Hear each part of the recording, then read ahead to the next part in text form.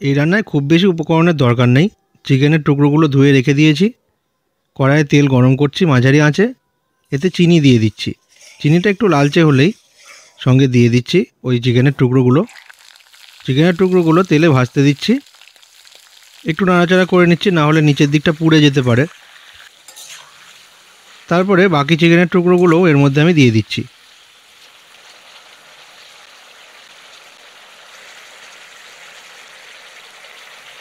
এবারে ওপর থেকে একটু বিট লবণ দিয়ে দেবো। স্বাদ মতো বিট লবণ দিয়ে দিচ্ছি। এই রান্নাটা রক সল্টেই করা হয়। নিচের দিকে থাকলো চিনি আর উপরে দিচ্ছি বিট লবণ। এবারে একটু চড়া আঁচে এটাকে ভালো করে ভাজতে হবে। ট্র্যাডিশনালি এই রান্নাটা কিন্তু বেশ ভালো তেলেই রান্না করা হয়, অনেকটা বেশি তেল দরকার হয়। তবে আমি চেষ্টা করেছি তেলের পরিমাণটা একটু কম রাখতে, সেই জন্য একটু নাড়াচাড়া করে ভাজতে হচ্ছে, নাহলে নিচের দিকে পুড়ে যেতে পারে। মিনিট 10 বেশ চড়া আঁচেই এটাকে রান্না করতে হবে।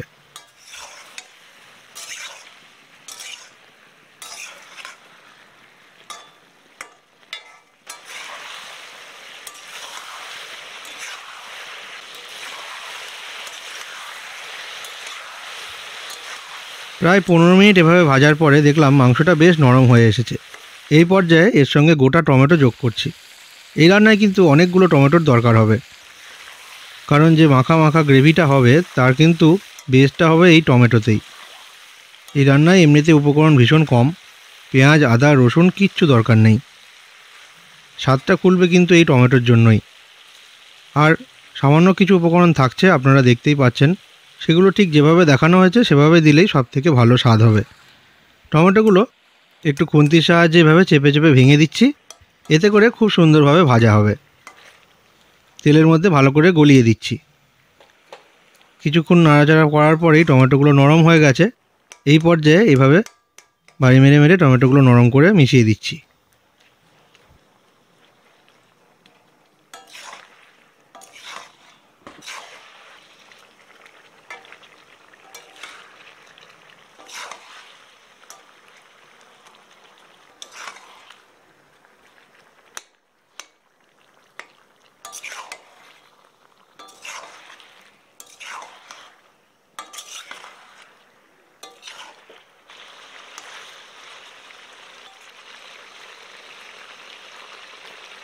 এভাবে চিকেনটা ভাজার সময় দেখতে কিন্তু খুব সুন্দর লাগছে, তাই না?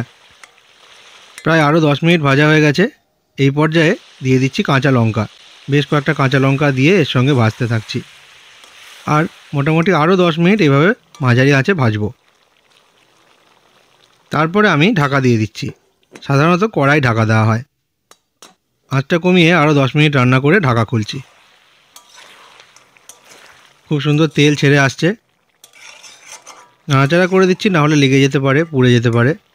খুব বেশি তেলে রান্না করলে এত কিছু করার দরকার নেই। একবার ঢাকা দিয়ে মিনিট 20 পর ঢাকা খুললেই হবে। আবার ঢাকা দিয়ে দিলাম, আরও 10 মিনিট পর ঢাকা খুলছি। এই 20 মিনিট রান্না হওয়াতে মাংসগুলো বেশ নরম হয়ে এসেছে। এবারে আমাদের গ্রেভিটাকে শুকিয়ে ফেলতে হবে। আঁচটা একটু কমিয়ে দিয়েছি। ওপর থেকে দিয়ে দিচ্ছি গোলমরিচের গুঁড়ো আর দিচ্ছি সঙ্গে গরম মশলার গুঁড়ো। এবারে একটু নাড়াচাড়া করে রান্নাটা মাখা মাখা করে ফেলতে হবে।